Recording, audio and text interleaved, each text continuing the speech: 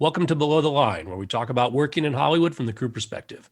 My name is Skid. I'm a former assistant director and your host. Today, rather than discuss a specific project, my guests are a pair of industry veterans with stories to share. Let's go straight to introductions. First, J.R. Helton. You started in the film business in 1988, working as a set painter and scenic artist on such films as Lonesome Dove and Dazed and Confused. Your experience in the film industry informed your memoir, Below the Line, published in 1996. You're currently working as an author with 5 books under your belt, and you're an associate professor in the writing program at the University of Texas at San Antonio. Welcome to the other Below the Line.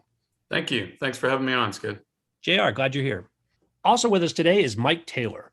Mike, you worked as a set lighting technician for more than 40 years before retiring in 2017. You started your blog, Blood, Sweat, and Tedium, Confessions of a Hollywood Juicer, in 2007, and you're still publishing today. Welcome. Happy to be here, Skid.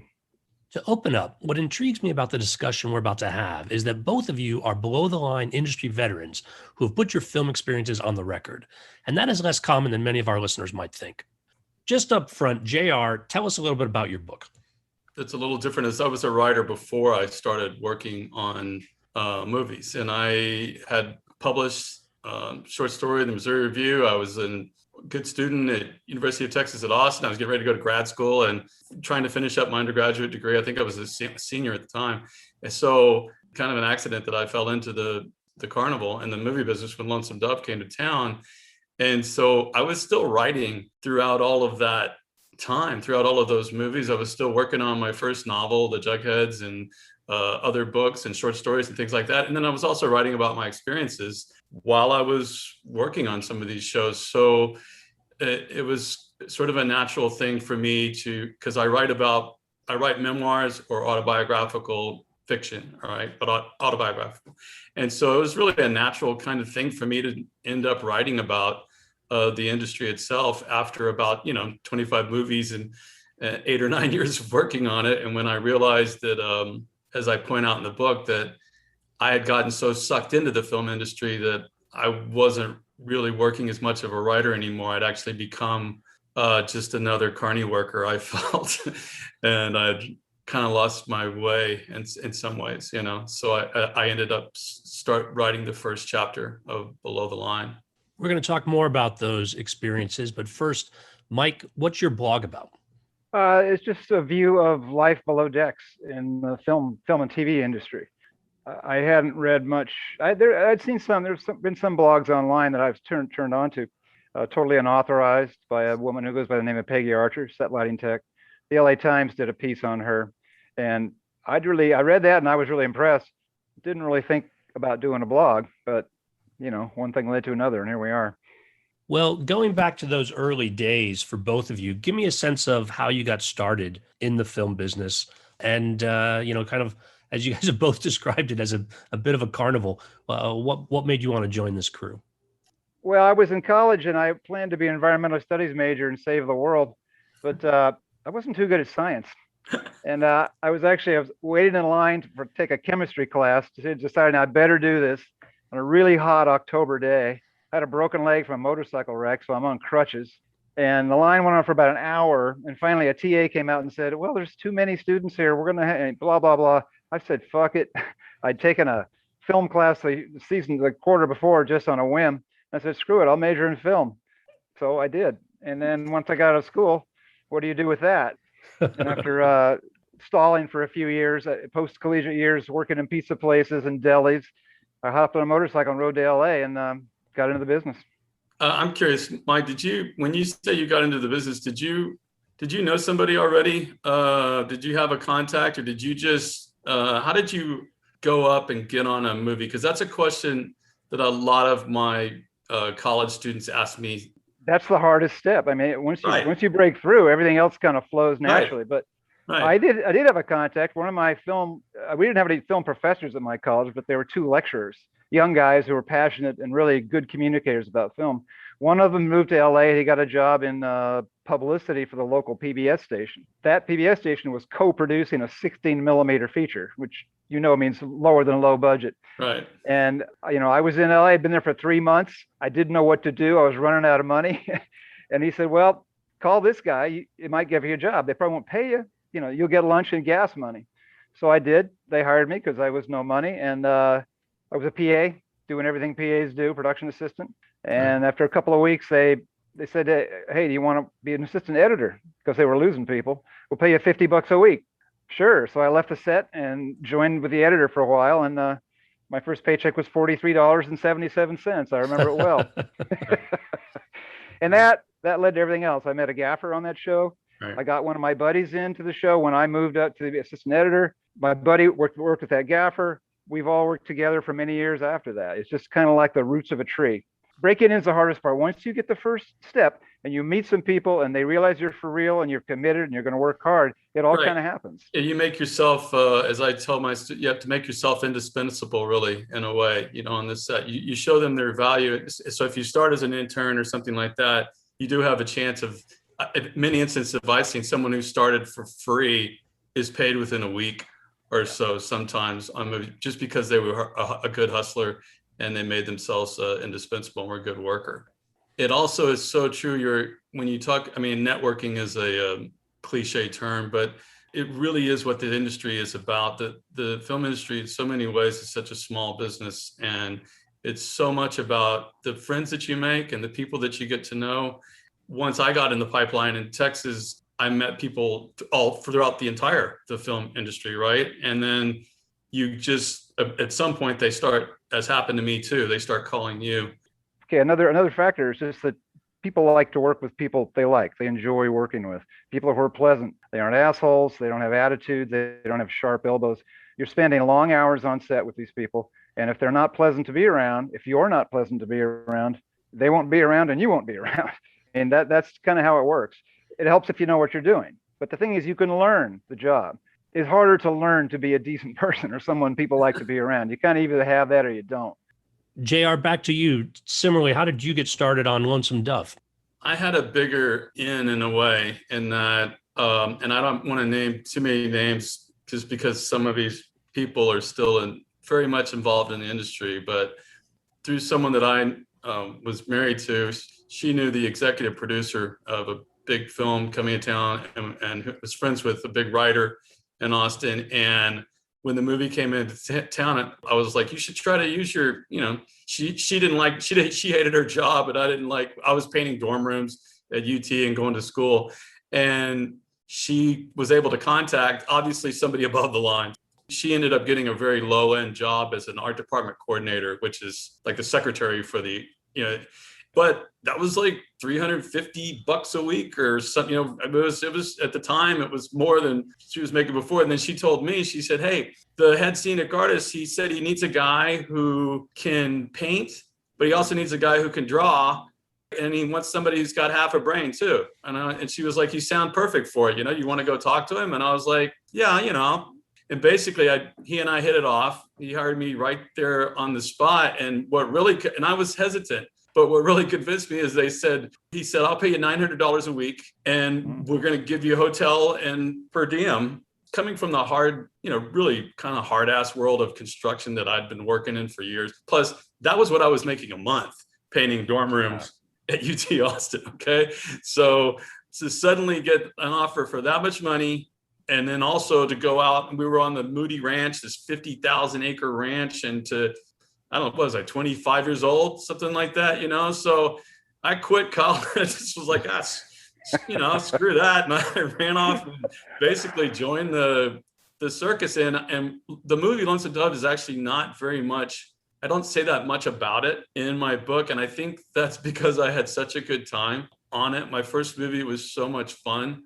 And because of my connections that I had in it with somebody above who knew people above the line, I was able to stay on the movie all the way to the very end. In fact, also I made very good friends with Kerry White, who's a great production designer. He's one of the few people that I said really nice things about in Below the Line, because he's a genuinely nice person. And Kerry White was my patron for a long, long time on a lot of movies. And he really encouraged me. He had me to be his on-set painter when the lead scenic left, and wanted to keep me on. And so there was that personal connection. I just immediately wanted to work on another film after that. I went ahead and traveled across the entire country and went to the DG studios, Dino De Laurentiis. It was out of Wilmington, where they make a lot of movies. Yeah. And I went out there to work on a movie called The Von Metz Incident, which ended up being called Loose Cannons, starring Gene Hackman and Dan Aykroyd. Brilliant comedy pairing there, and it was just, it was a tri-star picture, big budget, poorly received, and dumb movie. And it was on that second movie that I really saw a huge difference in what it was to work, because suddenly I was working as a local. I was putting myself up. I was eager to work on another film, and we had to punch in, in those studios. You had to punch in. It was grim. It was really Grimsville. You had to punch in at, like 6:30 in the morning, and we were working, 14-hour days, and sometimes we do 2 weeks straight and stuff like that. And we were working in these grim studios with unsafe conditions, really nasty chemicals as painters, that you're working with. And so it only took my second movie. It all kind of, my fantasies kind of, I got a dose of the real world there, what it was really like. It's a great pair of stories, bookends right there. It's like, it's really great. It's really fucked. Yeah. Mike, similarly, did you see both sides or the full picture of the industry when you were starting out, or? Well, a little bit of both. I remember when they bumped me up to assistant editor, I was no longer on set. So I'm in the office all the time. And after about 3 or 4 weeks, the crew came back and there was a big meeting. There was a lot of tension because they were working really long hours. They weren't getting paid much at all. I mean, the gaffer was making $400 a week, which wasn't much even back then. That's a department head. And one of the grips got very emotional at this meeting, and the director goes, "I'm not an animal." I mean, it's like a line out of a movie. I mean, he said it with total passion. And, the director said, "Fine, I'll give you all points in the movie." We all got a point, which is totally useless or something like that, but it calmed the waters. So I saw it wasn't always sweetness and light, but I still was totally bought in. And I wasn't until I think the next movie or a couple of movies later, I finally got hired as a grip. And our first day was on a beach. And I thought, oh man, working on a beach, this is great. And it was the beach where they made the Rockford Files out at Paradise Cove. I love that show. This is going to be a great day. Well, 16 hours later, after carrying a 400-pound dolly through the sand back and forth, sunburned like a lobster, I was just beat to death. I realized this is not quite what I thought it was going to be.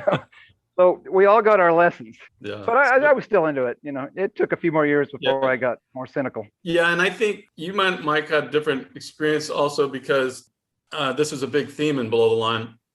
I was trying to stay in Texas. After that terrible experience in Wilmington, I was determined to try to stay home and work as a local in Texas.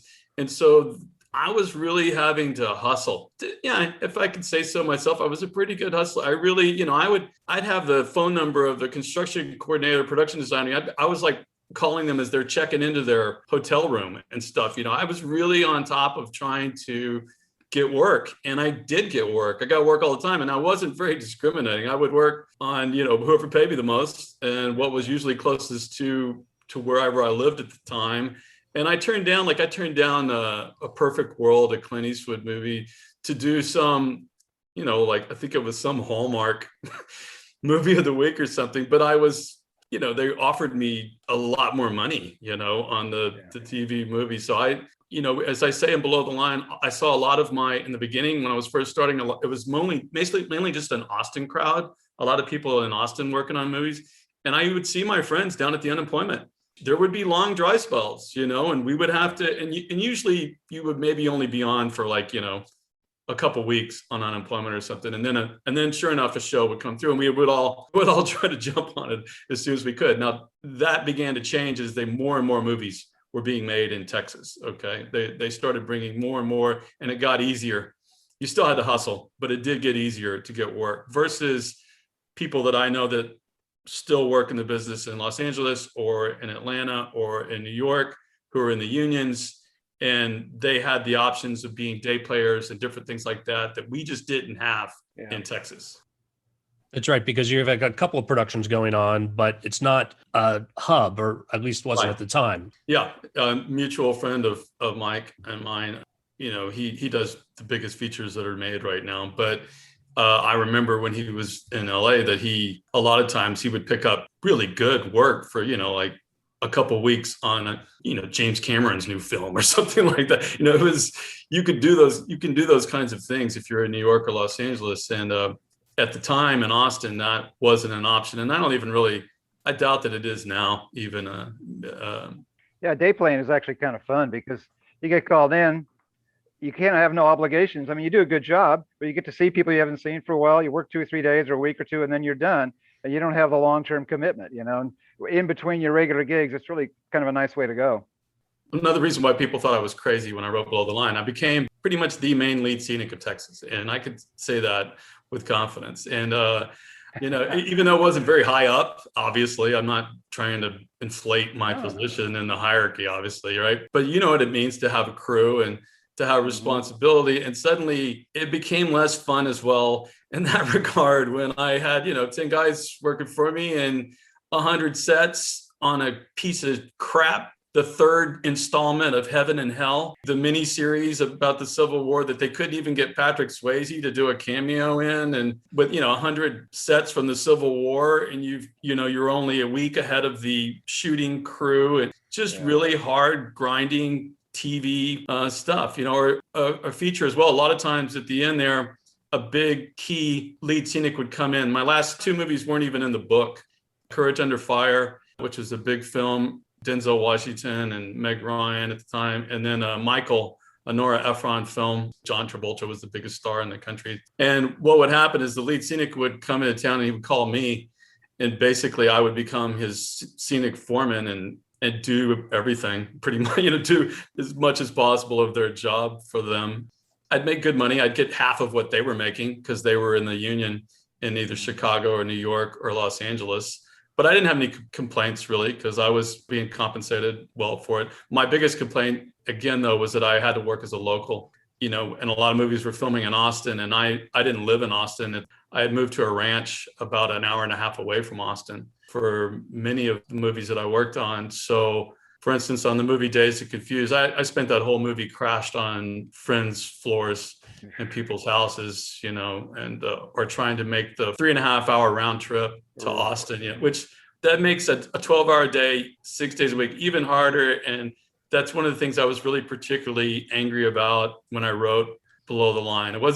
It's not a sour grapes book, but I was angry about the way I felt we were being taken advantage of by production managers who would try to argue with me over my gas receipts and being excessively petty or not rent my vehicle or, not different things like that.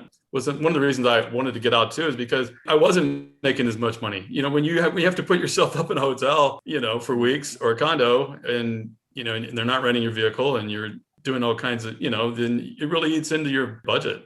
You had reason to be angry. Well, JR, let's then pivot and talk about the decision to write the book. It is very illuminating. I think a full picture of what people experience on film sets, the good and the bad.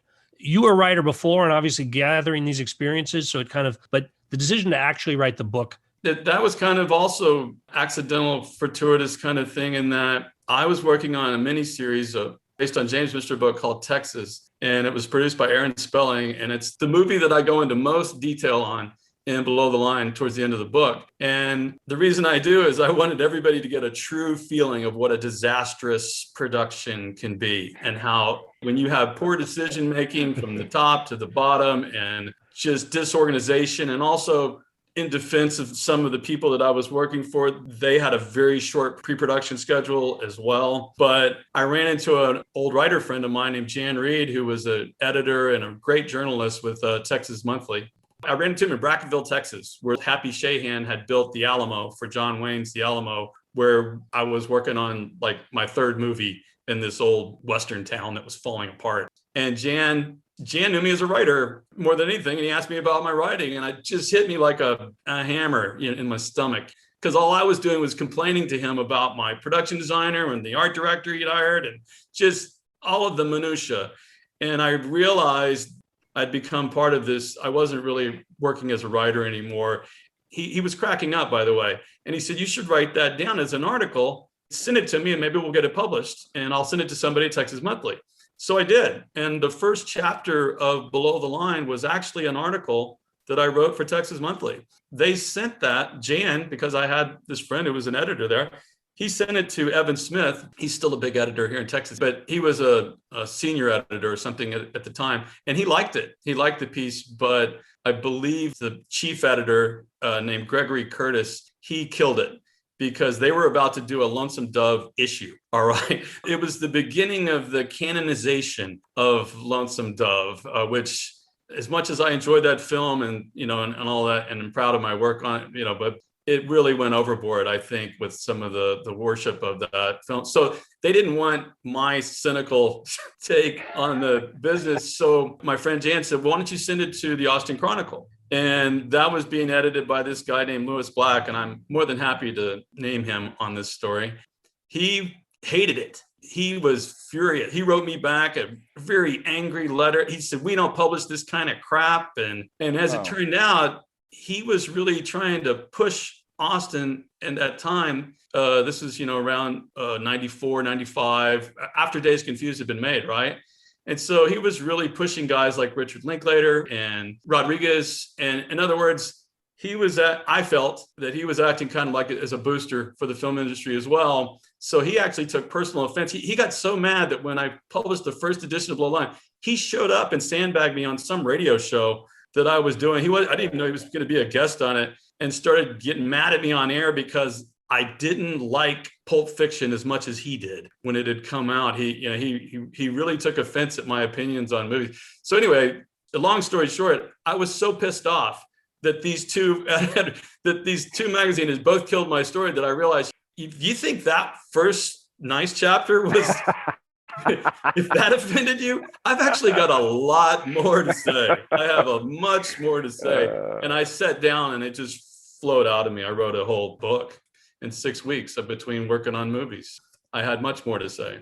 So I have to credit those guys for shooting me down. It made me write the book. That's good.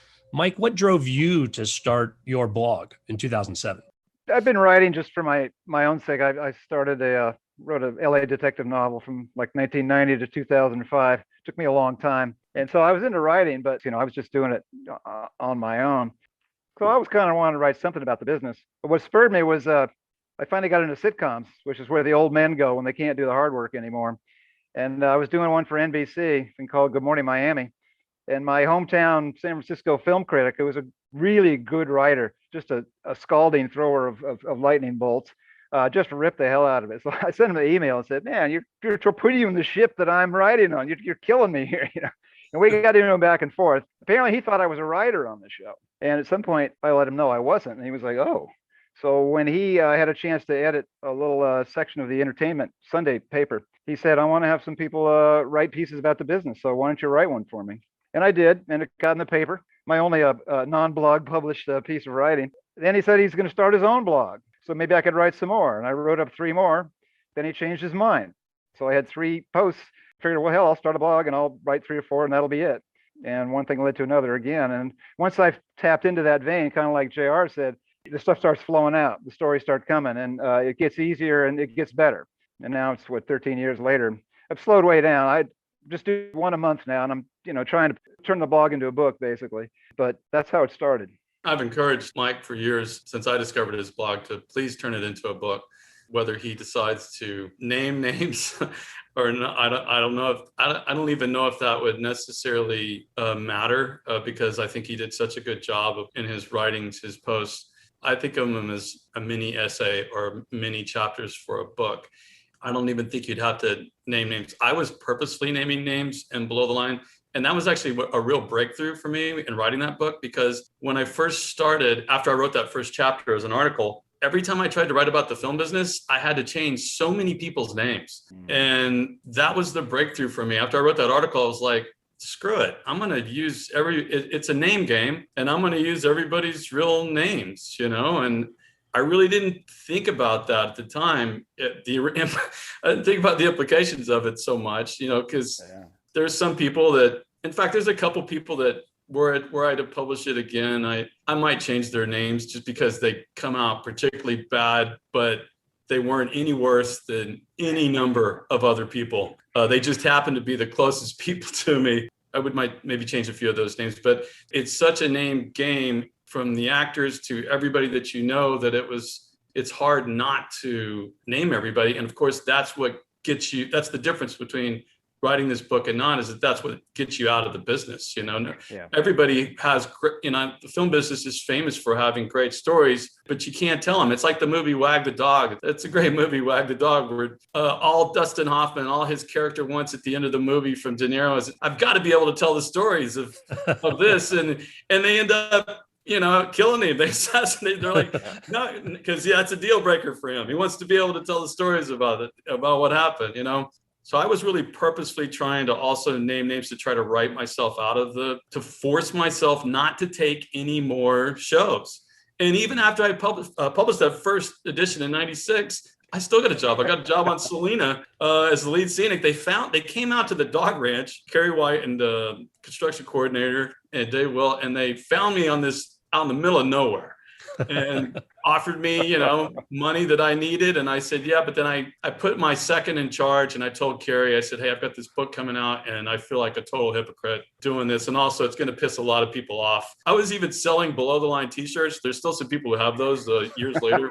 And so there were people walking around wearing below the line t-shirts that I, maybe not said the nicest things about them in the book. So that, it was awkward. And I should mention too, that first edition, I had a lot of agents interested because like I said, I was a writer and I was trying to sell my novel and stuff, I was trying to sell the Jugheads and other books, but all these agents, what they wanted was below the line. They wanted this, and they wanted movie star gossip. They wanted to know who was sleeping with who was taking drugs and who was, they wanted all that, the kind of crap that you write in a tell-all, a different kind of book. And I had a lot of problems with these agents. So some friends of mine basically formed our own press. This was before, the internet was everywhere. Some of my buddies in the art department, we just put our money together and we self-published the first edition of Below the Line. And we had no idea it sold out. We sold like 1,500, 2,000. We sold all of our copies. And we had a really good distributor in the Samuel French trade, which used to distribute movie books out of Los Angeles, I believe. Yeah. And they got furious at me because they called me on the phone. They were like, is this Agarita Press? And I'm out in this, barn trailer in the country. Yeah, this is Agarita Press. Like, we need 2,000 more copies right now. And I was like, I didn't have $40 to my name. I was like, well, that's going to take a while. And so we ended up maybe getting them 1,000 more copies, but because it was distributed well, a film director named Terry Zwigoff found the book, and he had just made the movie Crumb. And then his friend Robert Crumb was in San Francisco visiting him. They both read Below the Line in '96, '97. And then Robert Crumb painted a cover for it. And Terry called me out of the blue, and he tracked me down also. And basically those two guys are the reason that the book got republished in 2000 in a second edition from Last Gas Books with a new Robert Crumb cover. And Robert Crumb and I became very good friends after that. And we've been writing each other letters for over 20 years. And he's painted 4 covers for my books now. But all of that came about because I didn't want to go with what these agents and these publishers wanted. I wanted to publish it the way I wanted to. And it turned out to be the right decision. Although to this day, a lot of the agents, they don't get it. They still want the movie star gossip kind of stuff. They don't want to just know about how the industry really is working. It's notable that you do mention movie stars in the book, but It's all about their interactions with crew. You're sympathetic to the stars in many cases and what they have to go through in that, but it's really about how it affects the crew and what the crew is going through on a day-to-day basis. That's the real meat of the book. Yeah, thank you for saying that. It's good because there are a couple of scenes in the book, especially around Dennis Quaid. I think one of the better sections of the book is about the movie Flesh and Bone. I say at one point, because I see the way Dennis Quaid, who's ironically my brother-in-law went to high school with him and Randy in Bel Air High School in Houston, Texas. So ironically, he's from Texas. And yet when we were filming out in West Texas, these people are like, look at those Hollywood movie stars. They're just, he's such a snob. He won't even talk to us, in this bar that we'd rented for the night, And he's doing, night shoots where he's having to run out under fake rain, under fire hoses at 3:00 in the morning with, freezing cold weather. And, but they're mad at him because he's not stopping to chat with them. Or as I said, in some instances, a star can be incredibly inconvenienced, if they do stop to talk and people want, even more from them, As I said in Below the Line, to me, the only solution was to avoid people at all costs. If I was an actor, stay away from them. Mike, I want to turn back to you and talk about the blog for a minute. I haven't read all of the posts. As you said, you've been blogging for some time now, but I have noticed that I don't get a lot of names or specific projects on the ones I've read. I made the mistake, maybe it was a mistake, I don't know, putting my name on the blog right from the beginning. So I had to be careful what I said. And as I put in the very introductory post, I really wasn't interested, just as JR was talking about, I didn't want to be telling trash tales, tabloid bullshit. It doesn't interest me, and I didn't want to disseminate that stuff.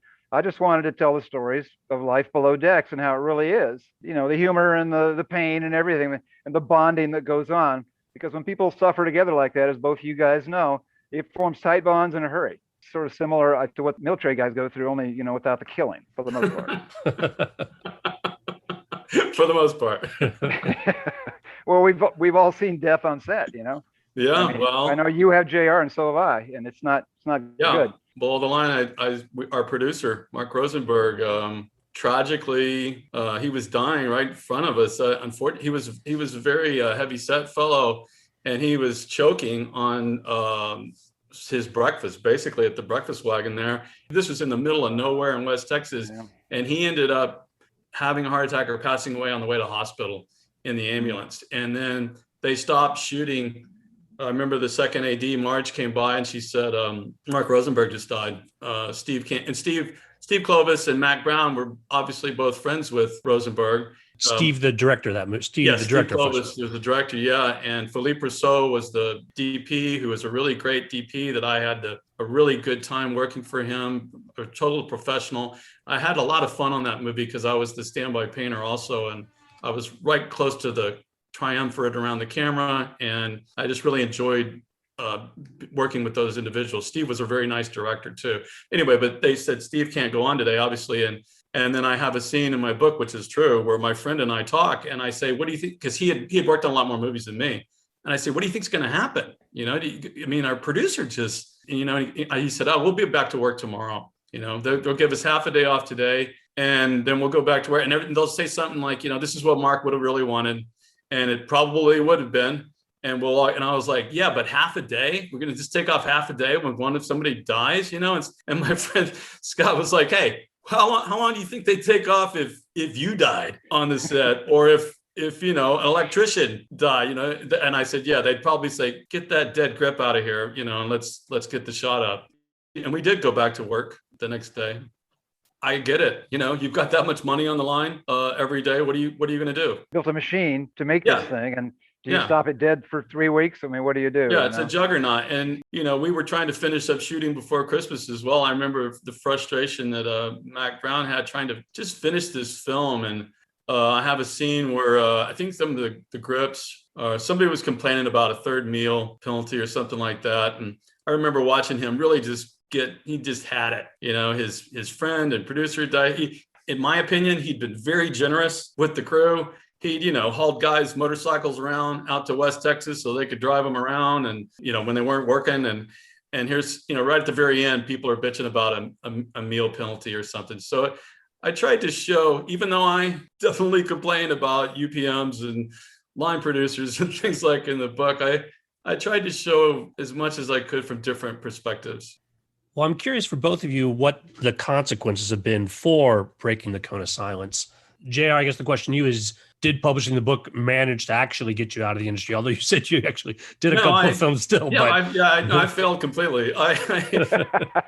Well, it got me out as far as working in the film business in Austin. If I went to, there was a time though, a few years later, where when it came out in the second edition, there was a whole new group of younger people that had come into. And I had a friend tell me, she said, "I don't know if I'd want to come back, right? You could probably fill a pretty good sized room with people who want to kick your ass right now." And a lot of it was for different reasons. There were people I didn't even know, or there were people mad at me, ironically later, because I didn't put them in the book. Or because I had one carpenter who was upset with me because he was like, "Well, I worked on that movie and I didn't remember it that way." And I was like, "Well, tell him to write his own book. This is my personal deal, and so it worked in that respect. And then it forced me to go back to graduate school, finish my, although ironically, I finished my undergrad degree and I was so broke, I went back and worked on movies for several more years. But after I wrote that, like I said, I left out the last two movies and I was using the money from that to get back into grad school. I got my MFA and to become a college professor, which was closer to being a writer. But it didn't really, I even got a promotion really because Wygoff offered me a job as when he was making Ghost World because we become friends. And, when the director of the film and I are talking to each other constantly, as he's making the movie, and he had his production designer, he called me and said, I can give you a job as the head scenic, maybe assistant art director, give you a title. Cause I was like, I don't want to just be a scenic again if I'm going to do this. So it actually would have been a promotion to assistant art director, but I got nauseous just talking to him on the phone. He's a super nice guy, but just thinking about going back into all of that, just from the way he was talking, I knew, because I know what it means to be a professional and what it takes of you to actually really to do your job, and I considered myself one, and I suddenly got just this wave of nausea, like, oh, wow, if I accept this, I got to go out to LA, I got to jump back on this train. And so I said no. And I remember Robert Crumb wrote me a letter and he said, Helton, you were very, very wise to turn down that job on Terry Wygoff's film. It was a very smart move on your part, and you need to keep writing. Robert really became a true sort of second mentor to me and really helped me a lot when he came along in my life. He was the first writer that I'd met, first artist that I'd met that I could really respect.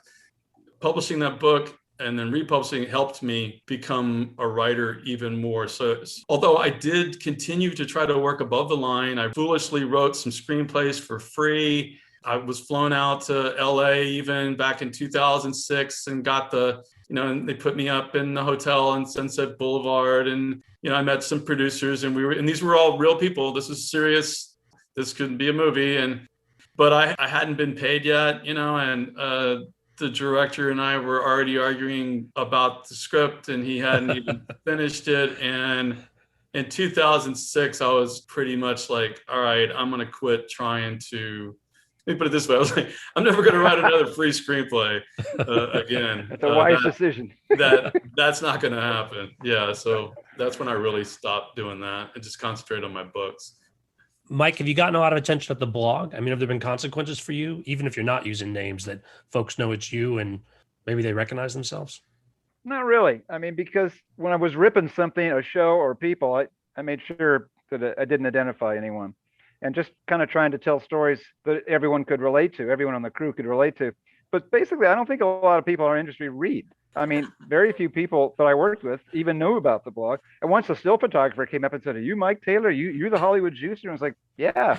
He was a fan. I was kind of shocked at that. The rest of the crew stood around looking like, "What? What are you talking about?" They just, they have other things to do in life. And they weren't on the internet. They weren't paying attention. So it really has had no effect at all on me. I can tell you a quick celebrity story related to my book. If you want. The actress Sandra Bullock moved to Texas. I don't know if she still lives in Texas, but a while back she lived in Texas. And not long after, I think the first edition of Below the Line came out, and one of my old scenic seconds or something was the on-set painter of this film that she was in. I don't know I can't even remember what it was called. I think it might have been Hope Floats or something. I don't know. And she turned around to him and she said, "Hey, you're not going to write a book about me or anything like that." That other painter did. She didn't know my name, I don't think. She's like, "You're not going to write a book about me like that other painter did." Like, no, I don't even know that guy.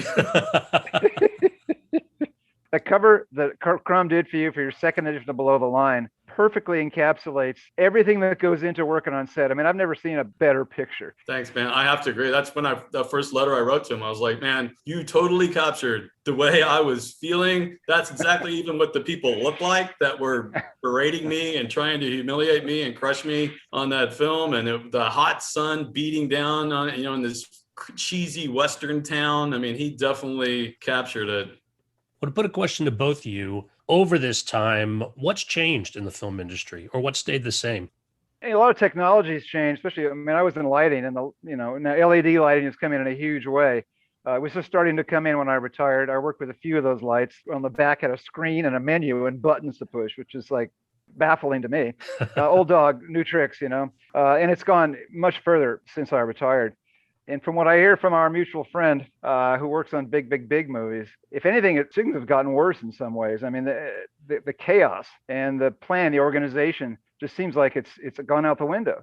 People make split-second decisions after armies of people have already done days of work to get ready, and they go, "No, let's go do that now," and everybody gets shoved up against it. So, I mean, there's always been a certain amount of that in the film business. You're always reacting to circumstances on the ground, things that change, people dying, whatever. But I think in that way, it's probably gotten worse. You're right. That's always been a part of it. That was one of my complaints in Below the Line as well. Directors making or designers making split second, just without any thought of the consequence of all of the people, everything that's going to entail. But I would say that things are just as bad as far as the industry exploiting local labor in so-called states like Texas, which is a very anti-worker state. It calls itself a right-to-work state, this Orwellian euphemism, which really means anti-union. And that's why they all were coming to Texas, is because they could get us at half price and they could make money. It wasn't just the locations, in many instances, it wasn't at all. That's why they were going to Louisiana. And of course, Louisiana famously, they cut the tax. They were so eager to cut taxes for their movie industry that they ended up losing money.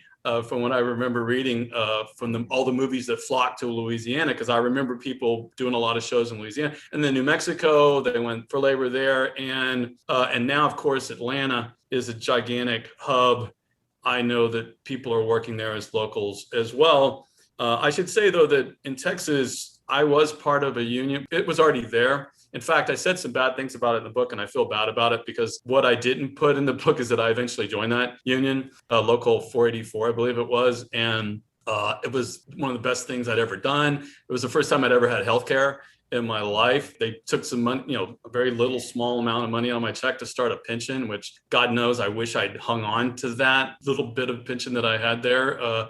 And I brought a lot of my anti-union or scared of union friends.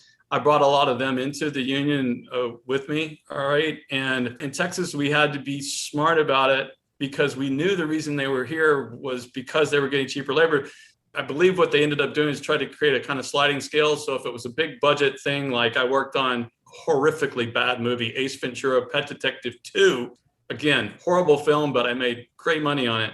And we had a sliding scale, so like a movie like that, we would hope that they would give us a decent wage and not exploit us to it. But if it was a lower budget independent film, right, and we knew that this was some smaller director who was really, then people would not try to get as much money as if we would if it was a Malpauso, Clint Eastwood film coming to town or something like that.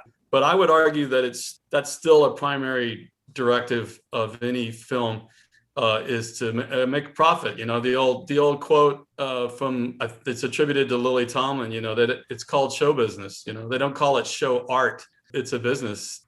That's another thing that I was disillusioned about in Below the Line, and I talk about, which I think a lot of people end up going into the industry because they maybe want to make films themselves. I know I've met a lot of people that wanted to maybe be a director themselves, or they wanted to write movies, or they wanted to be an actor. And while they were trying to pursue those dreams, they ended up working as assistant in props and making pretty good money, and then becoming a prop master and getting married and having kids. And then you're part of the business then, and you never did become a screenwriter. You never did become a director or an actor or a stunt person. You ended up at that level. A lot of times that level where you went in, and that was one of the reasons that scared the crap out of me too, is I would look at older scenic artists and I was like, I don't want to be that guy. And then I would look at production designers that I admired too. And I was like, well, yeah, I could maybe be that guy.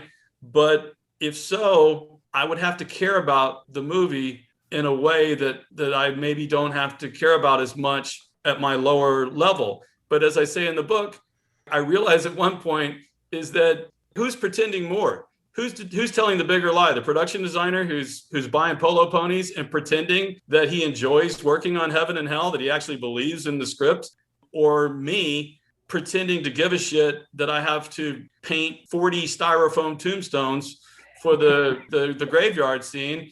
And as I said in the book, the more important question is which lie pays more. It's probably better to do the job where to be the designer and pretend to like the script. It was an illuminating moment for me to just try to realize, okay, do I want to stay in this and try to rise up? But also I could see that, this isn't a fun, creative endeavor where we're all just contributing our creative idea. This is being run like a rigid military hierarchical system, which, as I say in Below the Line, it has to be. You have to have a hierarchical system to throw 75 strangers together to launch this gigantic leaking ship that is any movie. I mean, if you didn't have a hierarchy, it would be difficult to get any movie made. So that, I think that's something that it's like, if you want to be in the artistic creative end, then go ahead and become a director. Nowadays, I think that it's better, the industry, as far as the creative end, and that because of technology, if you do want to direct or write, you can just do it. You can actually just go ahead and do those things now. Whereas in the past, you had to raise thousands of dollars just to get the film together to shoot it. Maybe there's a positive on the creative end that's changed. Yeah, I think you're right. I think that the digital technology, like in that sense, it's liberated people. Right. Now, whether they're going to make any money off it or all that, I mean, who knows? But who knows? Make a living. Right. Sooner or later, we do have to make a living. But you're right. And the whole thing about once you get in, moving up is tough because you want to jump up, you got to leave that comfortable slot behind. You were able to pay your rent or your mortgage or pay for your kids' school or whatever. And to take that leap of faith and say, well, now I'm going to go become a DP or something and work 1 day a month instead of 8, 9, 10 days a month, it's pretty scary. Right. And there's, as I say in Below the Line, there's always somebody there to replace you too. There's always somebody right there in the pipeline. If you don't, and I talk about that in the book, that there's an inherent insecurity that you see in throughout the entire film industry. And you can talk to actors about this, directors, but it's always a sort of, what have you done for me lately? Or what have you done lately kind of thing. And I think it's in the inherent nature of the business that you're constantly being fired.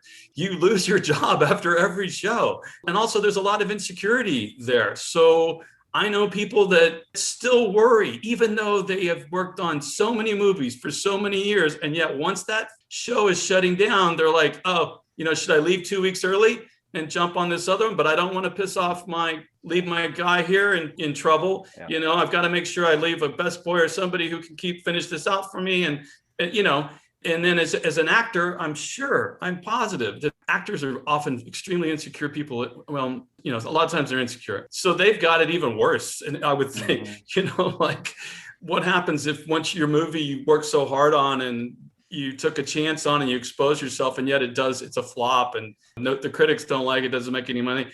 Are you going to get another job? So there's this built-in inherent insecurity, both above the line, I would argue, and below the line in the industry that makes it difficult, that makes it a difficult business.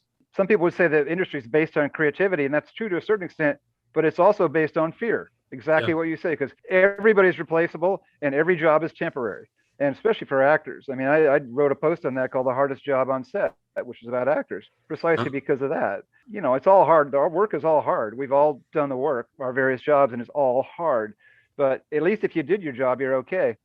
Actors, you're out there with 30, 40, 50, 60 people watching you and the cameras and the lights. In that moment, you better be good. And if you're not, you may not work again. I make fun of some actor. He passed away, I think, Robert Urich or something. I make fun of him in one terrible TV movie he was working on. And I was trapped inside of a set while he was shooting some scenes and he's flirting with the makeup girls or something. But I watched him do a couple of takes and it was just so cheesy. It was just, as he limped out the door and said, hey, I'm okay, to his kids or whatever.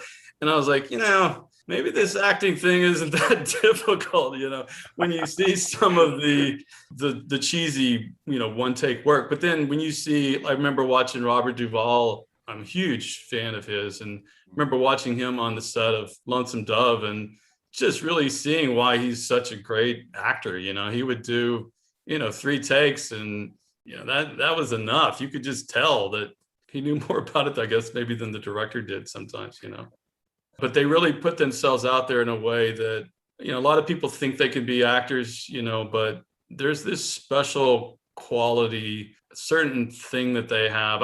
I talk about it in Below the Line. I have a guy who says that actors are really somewhat insane, and the only time that they're really sane is when they're acting, when they're in front of the camera, when they're pretending. That's when they're most comfortable and being normal, versus when they're not in front of a camera. Well, they do have a way of focusing their energy on one thing in that moment. I mean, like if you're just talking to an actor in between takes or offset, they have a way of focusing on you, and you kind of feel like you're the only person in the world. Spotlight shining on you. And I think they bring that to the camera, and that's a special thing. I mean, I don't know how they do that. I really don't. That's a great manipulative personality tool as well that anybody can use in the film industry. Yeah. You're so important. Your opinion is just so important to me. And you're so right. You're so right about all these things. I talk about ass kissing as an art form in Below the Line as well. And I say that, if I say so myself, I was pretty good at it. I really learned how to kiss ass and kiss ass well. It's such a personality-driven business that in some instances it was easy. It was just basically some guy knew I was a writer and he wanted to be a writer. So all I had to do is be interested in his stories that he told me about wanting to be a writer, even though I didn't believe he was ever going to be a writer in his life. But I would sure act, oh, that's a great idea. Oh, yeah, you should write that down. You should really do, and I didn't mean any of that, but I did get a lot of work with that individual. I mean, there's a certain amount of that, which I make fun of it in terms of the movie Catch-22, that one of my favorite films, Catch-22, where they say to Yossarian, Buck Henry says to him at one point, they say, we just want you to like us. Yeah. And it's like the worst thing that they could really ask him, and that's, I say that in Below the Line, like, it's not enough that I'm doing my job and all this. I got to be your friend too off the set, or, do I really have to laugh at your jokes also, and that was another problem that I had with the industry. It's like, that sort of phony aspect, which could drive you nuts. It was also important to find a crew that you could work with where you actually liked everybody, right? Where they told funny jokes and where you didn't have to do as much of that as you say, because you're right, that's a problem. I agree completely. And I was painting a more negative picture in Below the Line, and I still have friends in the industry, and I met a lot of really nice people. That wasn't even, you didn't have to do any of that kind of crap. The movie Flesh and Bone, the chapter about that's more indicative actually of a lot of my experiences. I had a lot of friends working in the business. That was one of the reasons I think I got so much work, is I could hustle, and I did have a lot of contacts, and I had a lot of friends. I had a lot of people that I did enjoy working with. I hung around with them after work. We'd all go get drunk or whatever, and if we got off early enough on a Saturday night. Well, let me put to both of you whether or not it's possible that by illuminating some of these situations of what goes on set and capturing it in print, whether that itself can lead to some change to make things better, or are we just capturing it and that's the way things are always going to be? That's a good question, Mike. I don't think anything I've written is going to change anything. About the only thing I really tried to do was let the newbies know, the people who are interested in getting the business, what they were getting into. Not try to be too negative, but tell them, look, it's really, really hard. You have to really, really want it. You have to push harder than you maybe have ever pushed before, so that it can be worth it. Of course, then years later, your body gets hammered. It takes a toll, and you're gonna pay a price for that.